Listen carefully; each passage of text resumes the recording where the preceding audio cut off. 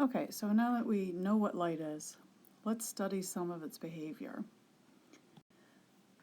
In the first chapter, in volume 3, we're going to really look at some simple behavior of light. We're going to talk about how we sort of model light and how those models help us understand the behavior.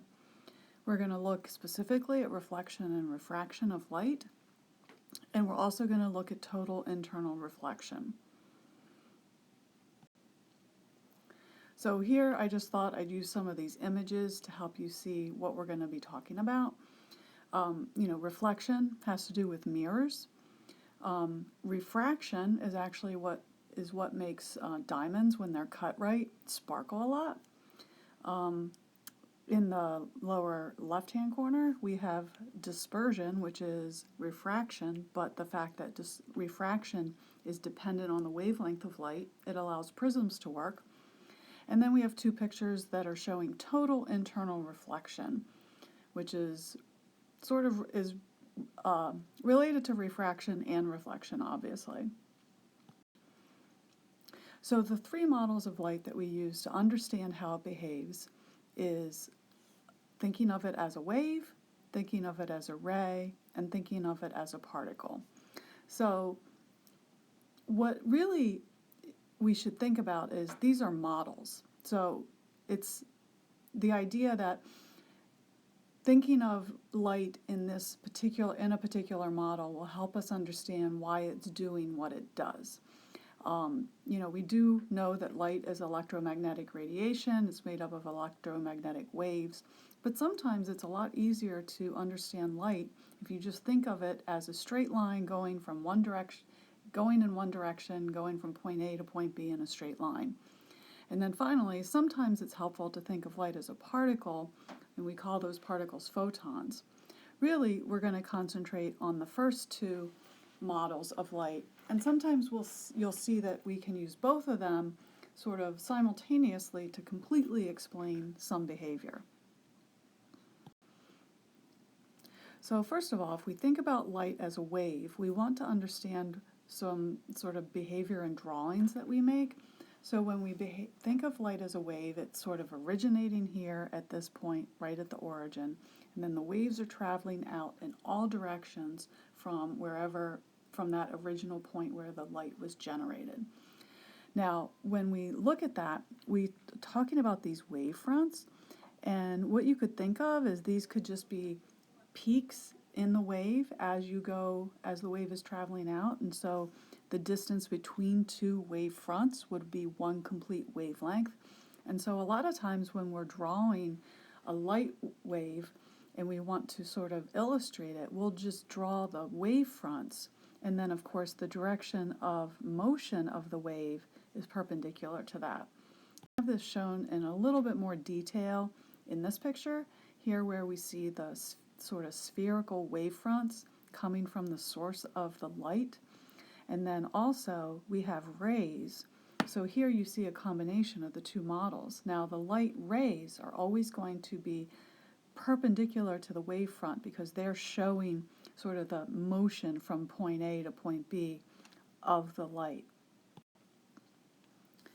Here are some other pictures from your book of how we can sort of understand light acting like a ray. For instance, when we think of sunlight coming to the earth to warm it, it's just coming from the sun to the earth in a straight line, so we use a ray to represent that.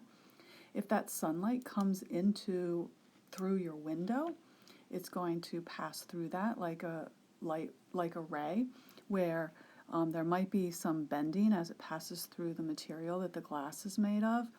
It's not entirely obvious, but it would do that. And then also in this picture, when the boy is looking in the mirror, we see the reflection of the light, where the light ray hits the mirror and bounces back, and that allows him to see an image of something that's behind him, actually. So right now we're going to concentrate on two main behaviors of light, which is reflection and refraction. So here we see some sort of material. So we could think of this right here as maybe a block of glass or plastic, and then surrounding that is air. So if we have some light coming from some location, here we have the rays that are coming into the boundary between material A and material B, and some of those light rays reflect. So reflection is when light hits a surface and it bounces off of it. But some of those light rays are refracted. Refraction is when light passes into a new material, but as it does, it's going to bend. So those two things are the behaviors that we want to understand. Again, here's just a picture showing some of the different ways that these two behaviors can, sort of be illustrated in real life. So you have the guys sitting in the coffee shop, but they're behind a window. And so there's a woman outside who is walking by. She might actually happen to see her reflection or the reflection of her hat in the window. You've probably experienced that. So that's due to reflection. The men sitting inside can also see the hat, but the light has traveled from outside through the window to the men, and so as it did that, it refracted. So our two main goals are trying to figure out what light does when it reflects at a surface and also how it refracts. So the law of reflection is really pretty easy. Now you might think that as a light ray comes into a surface that it could bounce off in any direction, but that's not actually true. It actually has to come in and reflect at the same angle. So here we have two angles. We have this angle of incidence, and we labeled as theta sub I. And then we have theta sub r, which is the angle of reflection. The law of reflection basically says that these two angles are equal to each other. So one of the things to notice is that when we are measuring the angles, notice that they're not measured relative to the surface, but they're actually measured relative to a perpendicular, or what we also call the normal. Remember, normal means perpendicular, so this is perpendicular to the actual surface. When we look at reflection and refraction, we're always going to be measuring the angles relative to that normal. It's something to remember. Now, refraction is when light goes from one material into the other. If I just want to remind you of the picture that we saw in a previous slide, there was a block of glass, the light came in, and then if we look at the normal, it bent a little. Having a little trouble drawing well. That bending of the light when it passes into a new material is called refraction. Now there's basically a couple things that help us understand why light would do that. The first is called the principle of least time. And basically all that means is that when light is going from point A to point B, it goes in the path that will take it the least amount of time. Now, that seems straightforward, and you would think that that would mean a straight line, but there's two other things that are important. Light, we learned in the last chapter, travels at the speed of light, which we use c to represent, but that only happens when you're in a vacuum. When light is in other materials, it actually travels at a slower speed, and that's really important. So I like to use this analogy to help us understand why would light choose to travel in a crooked path because of these two facts. The fact that it wants to take the principle of least time, and also that it slows down when it goes into another material. So let's say you're at the beach. We all wish we were at the beach, at least I do. And here's the lifeguard, and here is a wayward swimmer who's gotten in over his head and needs some help. Now, you might think at first, well, it makes the most sense to just go in a straight line to help that swimmer. But this is not the quickest path.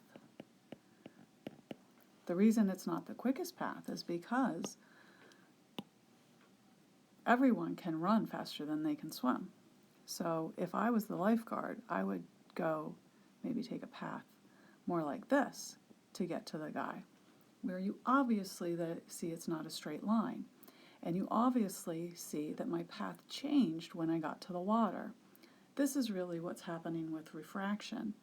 When the light goes into a material that it's traveling slower in, it will actually bend.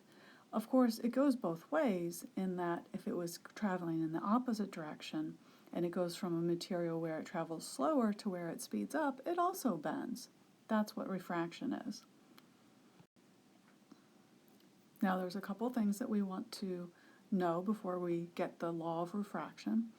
And that is, there's this thing called index of refraction, which is denoted by the letter N. And it's the ratio of the speed of light in the vacuum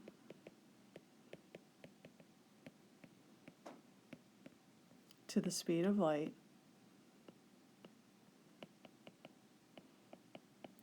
in the material. And the reason I say in the material in real general is because every material has its own index of refraction. And so if you're talking about water, then what you would use on the bottom would be the speed of light in water. And then that would define the index of refraction for water. So knowing that, the law of refraction is also called Snell's law, and this is what it looks like. Basically, if you go from material 1 into material 2, so let's say that this is material 2 and this is material 1, and we have the normal. That's terrible. This is N1, this is N2, then our light beam is going like this, and then it might bend and go like this. Now the things you want to label, this would be theta 1, and then this right here would be theta 2. And so basically this equation governs how light will bend. This is the index of refraction in the first material.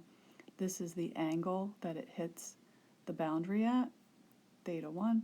This is the index of refraction of the new material and the angle that it's traveling out with respect to the normal in the second material. Basically, if you think about it, the way that it works is, of course, the index of refraction is going to have a role in how much the light bends. That should make sense if we think back to the rules that govern this behavior, in that when the speed of light changes, it ends up taking a different path. We can go a little bit further if we understand how the sign acts and the values of n, what it means. Of course, n will get larger as the speed of light slows down more in a material. And so together, thinking about that and Snell's law, we find that when light slows down in a medium, when it's going from a material where it goes faster to where it slows down, the light will bend towards the normal. And so here, this is saying that N2 is greater than N1. If light speeds up when it goes into a material, it'll bend away from the normal. So we can sort of study this with two different materials. Like here, N2 and N1, here N2 is greater than N1. So if we're looking at the light coming from medium 1, it's going faster, and then when it slows down, it bends towards the normal. We can reverse this and then look at what happens when light goes into a material where it speeds up. If it's coming from the slower material, when it hits the boundary, it actually will bend away from the normal, and this is where it speeds up. And here's where it slows down.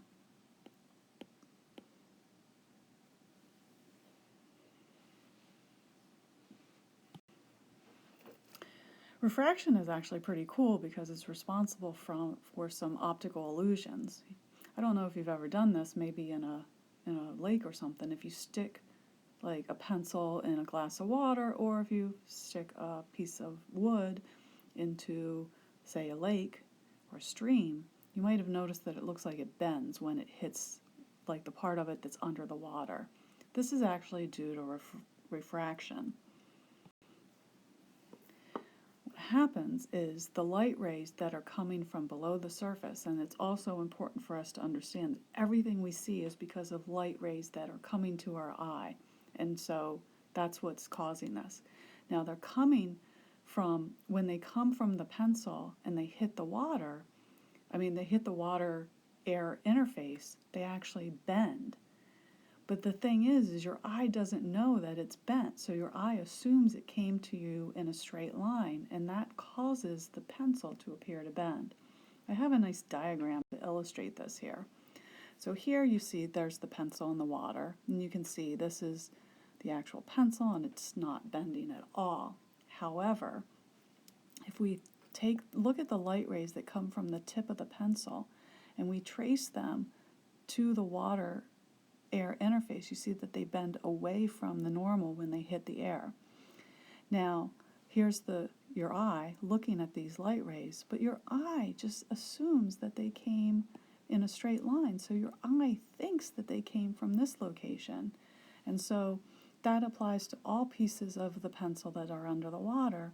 So this dotted line represents the image of the pencil that you see, because refraction played a trick on your eyes, and your brain isn't smart enough to work all through that. It's kind of interesting if you think about it. It basically means that everything that you see from underneath the water actually appears to be closer to the surface than it really is. Something to remember if you're ever spearfishing. One more thing that I want to talk about is just to explain, why does light slow down when it gets into other material? And this is going to be using the idea of light as a wave. Again, we're going to start with an analogy that makes it easier for us to understand. What if you're pushing, say, a lawnmower, and it's a push one, so it doesn't move by itself, and then you approach the edge of the driveway where you hit the grass, but you're hitting it at an angle. This piece of the lawnmower is going to catch on the grass first, and this part is going to keep moving faster. So the whole lawnmower is going to pivot a little bit, because it's like it got slowed down and it causes a change in direction. This is how we could think of light when it hits a boundary. Here again are the wave fronts, but notice that the left-hand side of the wave fronts is going to hit the water first, and so that part kind of slows down, but the rest kind of swings around, and so the whole wavefront ends up changing direction because it hit the slower material. And that's another way to understand how refraction works. But there's one more thing that I want you to understand. It's like, what is happening to the wave when it does that? Now, what happens is, if you think about the speed of a wave is equal to the frequency times the wavelength. And you might ask, what is changing? Because if the speed changes, it has to be due to either changes in the frequency and the wavelength, or a combination of both. Well, what's actually true is it's the wavelength, because the frequency does not change when you go from one material into another.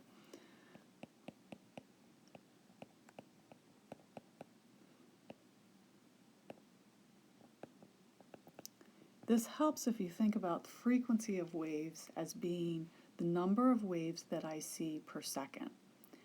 And logically, this cannot change if I go from one material into another. So for instance, if I'm standing in the air and I'm watching the waves go by, and I see 5 waves per second go by me, there's no reason for it to change if I move to the glass. I should still see 5 waves per second passing by me. The reason that that's true is because if I saw more, that means that somehow magically there was the creation of waves at the boundary. And if I see less, it means that somehow magically waves disappeared at the boundary. And so for that reason, the frequency can't change. If the frequency can't change, then it has to be true that the wavelength changes.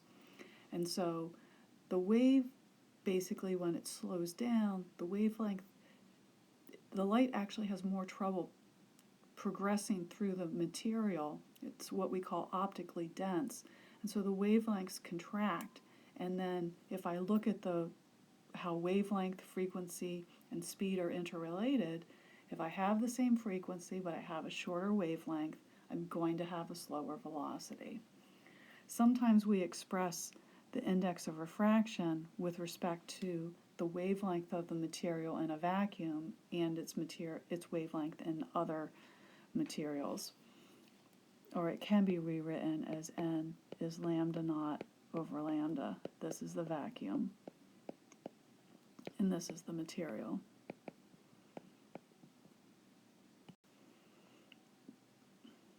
And so this is really just a repeat of the previous slide, but it's just kind of saying, how does the wavelength change when it goes into new material? It's the nature of the material means that the wavelength can either become longer if it's speeding up, or it can get shorter if it's actually slowing down. All right, so that's it for the first part of this chapter.